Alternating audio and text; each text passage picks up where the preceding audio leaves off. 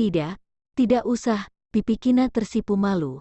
Dia buru-buru merebut mangkuk dan sumpit dari tangannya. Aku bisa sendiri. Aku akan menyuapimu, Ezra masih bersikeras. Aku bisa makan sendiri. Kina menggembungkan pipinya dengan kesal dan memelototinya. Ezra merapatkan bibirnya, mata dinginnya memicing dan memancarkan pencegahan yang tak bisa ditolak, berkata dengan suaranya yang jadi lebih berat, aku akan menyuapimu. Kina memanyunkan bibirnya beberapa detik, lalu membuka mulutnya dengan patuh membiarkannya menyuapi dirinya. Setelah selesai makan, Ezra juga membelikan beberapa suplemen bergizi yang cocok untuk ibu hamil. Lalu, mengantarnya kembali ke rumah keluarga Libra. Pada sore hari, sebuah berita meledak menjadi pencarian terpanas. Aktris populer Albert diduga hamil. Dengan ditemani asistennya, dia keluar masuk rumah sakit bersalin mulia. Aktris populer Albert pagi hari ini jam 9 lebih keluar masuk sebuah rumah sakit bersalin mulia dengan mengenakan masker. Dia yang selalu menjadi ratu sepatu hak tinggi sekarang berganti mengenakan flat shoes, mengenakan sweater longgar dan mantel panjang untuk menutupi perutnya, diduga sedang hamil. Foto yang resolusinya sangat tinggi berbentuk persegi tertempel dengan jelas di berita itu. Namun, wanita di sebelah Albert diblur. Sedangkan foto Albert, walau dia mengenakan masker tapi tetap saja tidak bisa menyembunyikan kedua matanya yang sangat khas, dan juga alis indah yang tampak percaya diri. Di zaman operasi plastik berkembang pesat ini, Albert dengan tegas mempertahankan paras wajah khasnya ini. Begitu melihat wajahnya saja, akan membuat orang lain tak akan bisa melupakannya.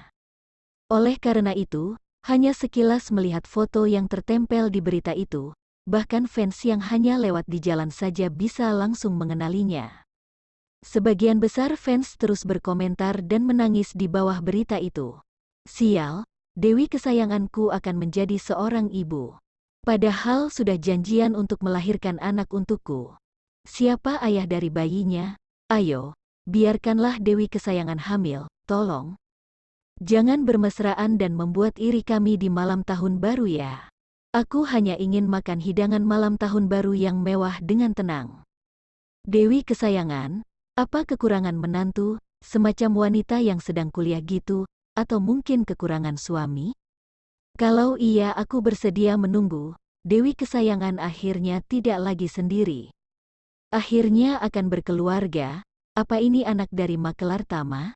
Albert sama sekali tidak tahu mengenai skandal ini. Setelah makan siang dan berpisah dengan Tama, dia pulang ke rumah keluarga Libra. Tidak lama kemudian, dia menerima telepon dari Tama. Dewi Albert, apa kamu hamil? Tanya Tama secara langsung begitu teleponnya tersambung. Hah, bagaimana kamu bisa tahu? Iya benar, hamil anakmu. Albert mengira Tama sedang bercanda dengannya, jadi dia pun menggodanya. Jangan bercanda deh, cepat lihatlah pencarian terhangat di Weibo, lalu telepon aku lagi. Setelah Tama selesai bicara, dia menutup teleponnya. Albert tercengang beberapa detik, lalu dengan cepat membuka aplikasi Weibo miliknya. Beberapa menit kemudian, dia berteriak dengan marahnya, sial, kapan aku hamil? Albert, kamu hamil, anak siapa? Anak Tuan Tama kah? Ibu Kina mendengar teriakannya ini, dia bergegas menghampirinya dan bertanya dengan penuh perhatian.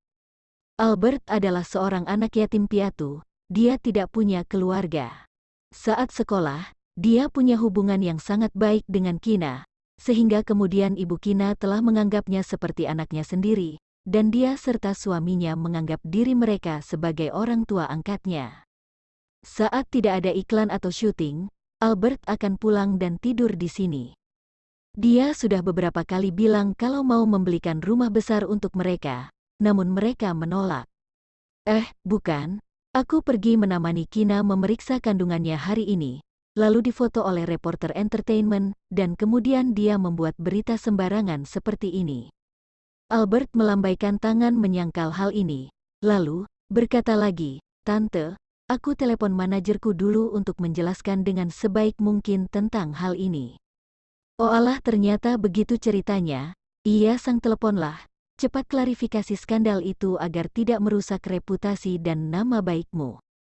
Begitu mendengar ini, Ibu Kina bergegas mendesaknya. Albert kembali ke kamar lalu menelepon Tama dan memberitahunya masalah dia yang hari ini menemani Kina periksa kandungan. Setelah mendengarkannya, Tama menghela napas lega, lalu berkata dengan serius lagi, "Dewi Albert, kamu sendiri juga tahu kalau dirimu sekarang dalam masa-masa naik daun. Perusahaan berencana untuk mempromosikanmu ke kancah perfilman internasional dan berencana untuk memasukkanmu di Hollywood dalam 5 tahun ke depan.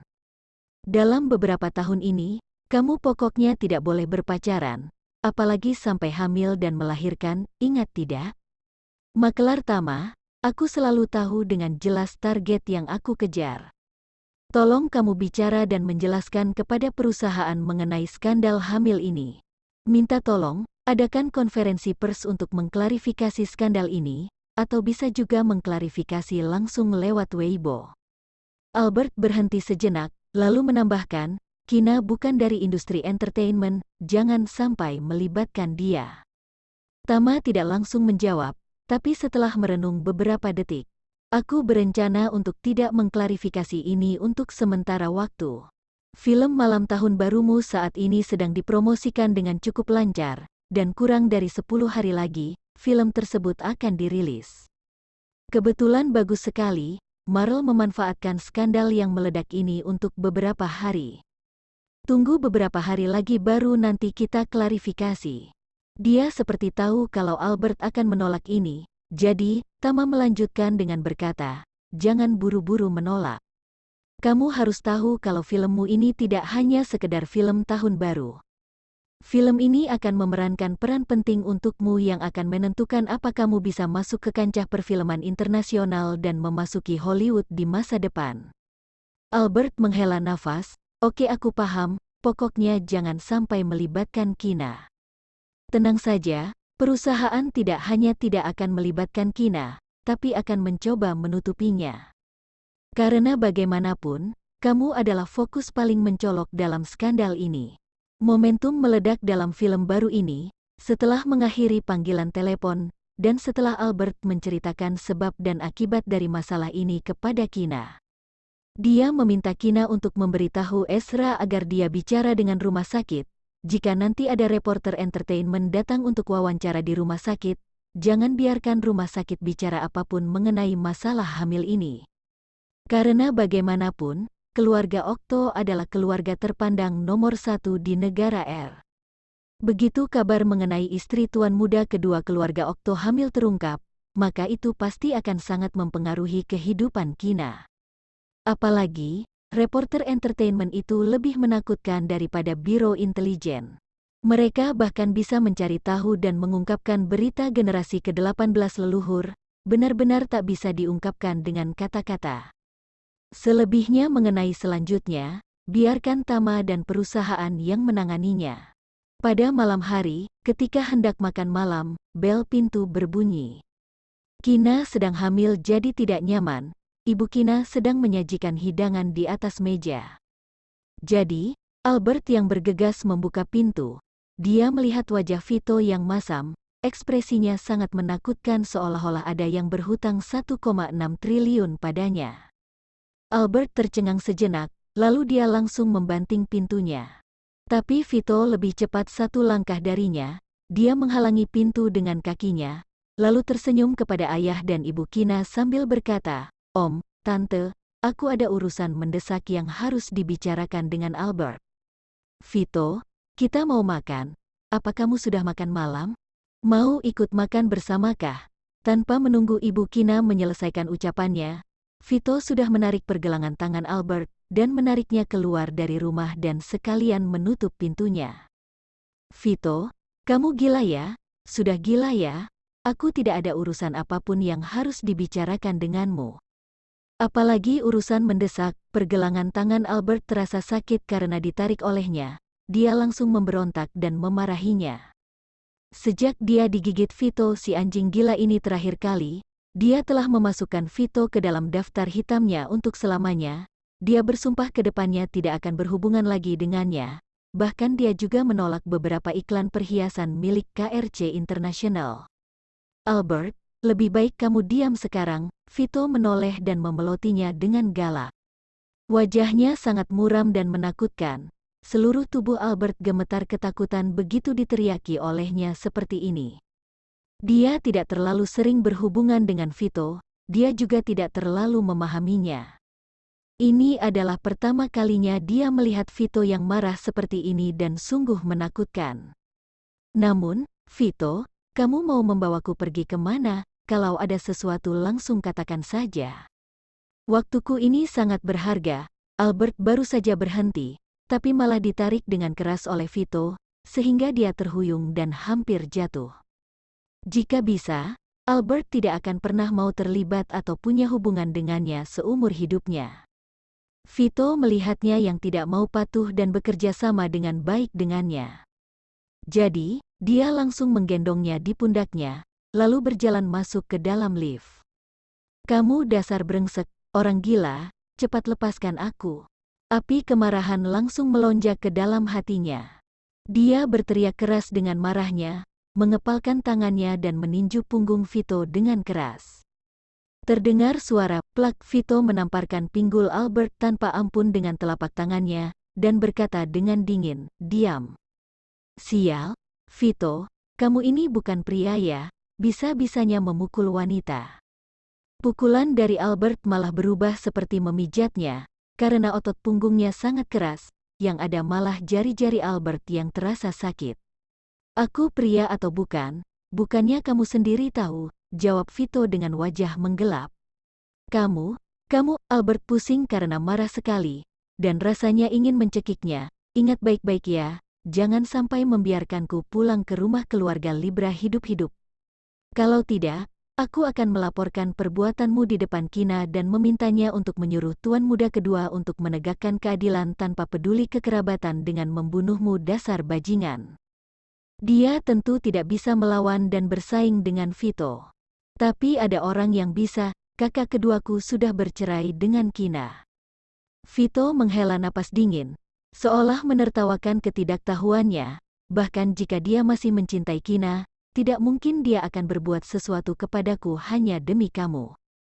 Albert menggertakkan giginya sampai hampir hancur. Bagus sekali, tunggu saja. Dia akan memanfaatkan Tuan Muda kedua untuk memberinya pelajaran yang tak akan pernah bisa dilupakannya. Kalau tidak, jangan panggil dia Albert. Vito meninggalkan komplek rumah itu dengan menggendong Albert, lalu melemparkannya dengan kasar ke dalam mobil, mengunci pintu mobil, lalu duduk di bangku pengemudi, menginjak pedal gas, dan pergi dari sana dengan cepat. Vito, kamu mau membawaku kemana? Teriak Albert dengan tidak tenang. Aku sedang menyetir, kalau kamu tidak mau mati, cepat diam. Vito menjatuhkan peringatan ini dengan dingin kepadanya. Mobil Bentley hitam melaju dengan cepat di jalan seperti kilat. Albert belum pernah naik mobil secepat itu.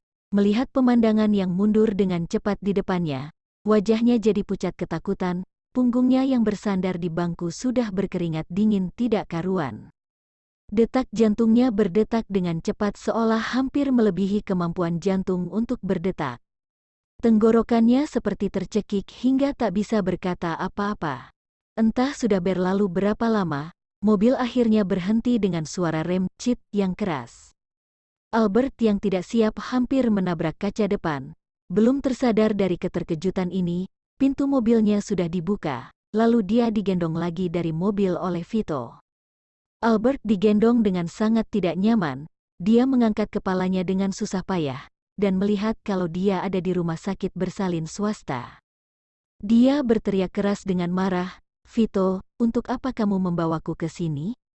Kalau tidak mau dikenali oleh yang lain, kamu lebih baik patuh dan diam, Albert si artis besar. Nada bicara Vito sangat dingin dan tak berperasaan. Mendengar ini, Albert teringat dengan skandal hari ini. Dia menundukkan kepala, menggigit bibirnya dengan keras mencoba menahan kemarahannya. Dia hanya merasakan Vito seperti membawanya melewati sebuah koridor panjang, lalu naik lift. Tidak tahu sampai ke lantai berapa, baru kemudian berjalan keluar dari lift. Beberapa staf medis telah berdiri di depan ruang operasi dan menyapa serempak dengan hormat, Presdir Okto. "Apa semua sudah selap?" tanya Vito dengan wajah muram dan dingin. "Semuanya sudah siap, sudah bisa operasi sekarang juga," jawab dokter bedah. Entah kenapa Albert merasa target para staf medis ini adalah dirinya. Oleh karena itu, dia berteriak keras ketakutan, "Vito, apa sebenarnya yang mau kamu lakukan padaku? Mau melakukan apa? Tentu saja menggugurkan bayi di dalam perutmu. Albert, kamu tidak akan bisa mengancamku dengan menggunakan anak di kandunganmu lalu menggunakan identitas sebagai ibu dari anakku untuk meraih mimpimu menikah dan masuk ke keluarga Okto," kata Vito sambil tersenyum dingin. Dia meletakkan Albert dengan kasar ke atas ranjang operasi.